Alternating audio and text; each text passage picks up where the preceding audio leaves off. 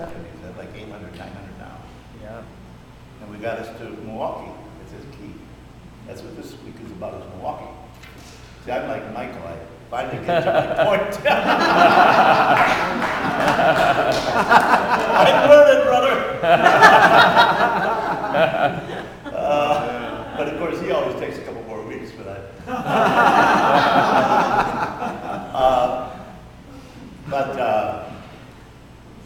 We get to Milwaukee, and my brother Jack had run into Mary and Brian Steichen, and we'd all kind of gone to grade school together. That's the miracle of it. I mean, what's the chances? You know, here we are coming all the way across from Seattle, and who do we run into who's a born-again, excited Christian, but our old grade school friend? What's it? Come on. Is that a coincidence? I mean, and not only did they say hi, you know, it wasn't one of these, nice to meet you.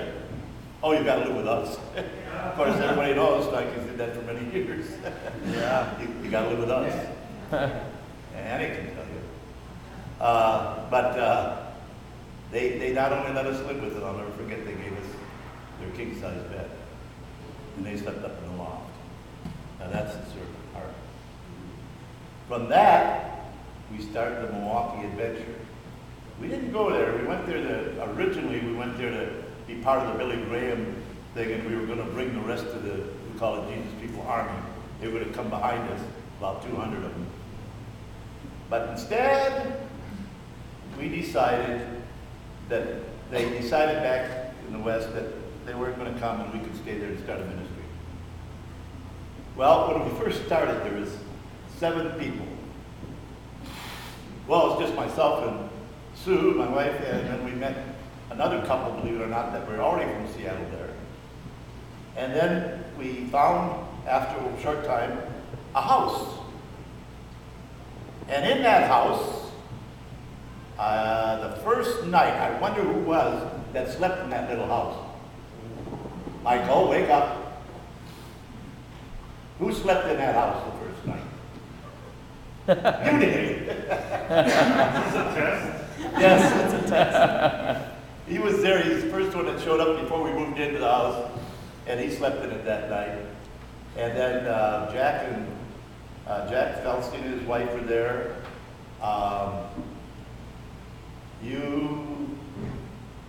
Rich Haas, and a couple others.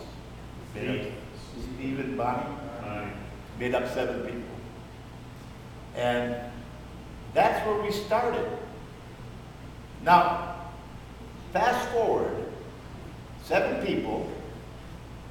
A year and a half later, 2 houses later, there's 150 full-time workers. Full-time, not just attending. 150 people, that's all they're doing, is witnessing. Mm-hmm. Well, you know how hard it is just to get 50 people or 100 people to church. Yeah. Can you imagine getting 150? That's all they did. What was that? That's God. It can't be anything else. It's the Holy Spirit. We were going through rooms so fast and buildings so fast. The building inspector used to come by one of the houses, and I'd meet him outside. He said, Jim, don't tell me how many people are living.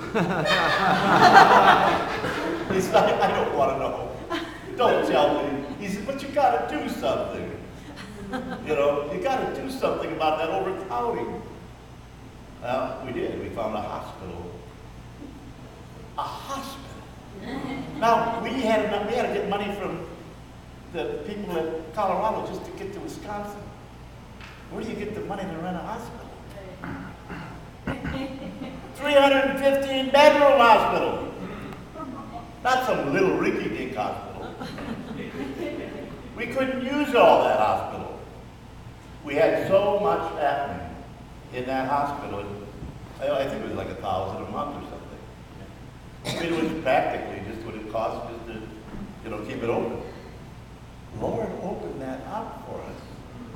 And the people kept coming in. And we were, after a while, like, what do we started a school, well, at a coffee shop called Jesus Christ Powerhouse. We named it the Jesus Christ Powerhouse because we didn't want to be subtle. We didn't want to call it, upper room. People would get offended by that. We put Jesus Christ Powerhouse. They broke our windows. After a while, we had to have plyboard out because they just broke the windows. Those were the days, and people kept getting saved. Now, in that time, what happens is the people are out in the street witnessing, and there's so much happening, and it's like a three-ring circus, and people are being brought in. Now, here we walk into a tent revival, two of us. A year and a half, no, 2 years later, 2.5 years later, there's 150 full-time workers just in this one city. Bill Lowry, who you've heard speak, came by and we said, Bill, we got too many children, take 45. And he goes off with 45 and starts Christ is the Answer, which has over 10 missionary teams, over 500 full-time missionaries to this day. Again, it started with just 2 people. We said to some of the other group, John Aaron and his wife, Dawn Aaron, here, take 30 and go to Chicago, or go wherever you want to go. They went all over the place, ended up in Chicago. Now they're known as Jesus People USA and Cornerstone Festival, and everybody's pretty familiar with their work. And then we took a group and went to Europe, about 30 of us. And there we start the largest then festival in Europe called Greenbelt, which is still going on after 30-some years. Thousands have come to the Lord through that. Then we did a music called Lonesome Stone, and the sheep were playing all over Europe. The impact is phenomenal. Now, this all happened not because we were spiritual and went into the tent revival saying, we're going to be God's mighty people. We weren't. We were just there. We were just there. We were just available. Often I think the Lord looked down and says, who do we have? Oh, no. That's it. Man, we're scraping the bottom of the barrel now.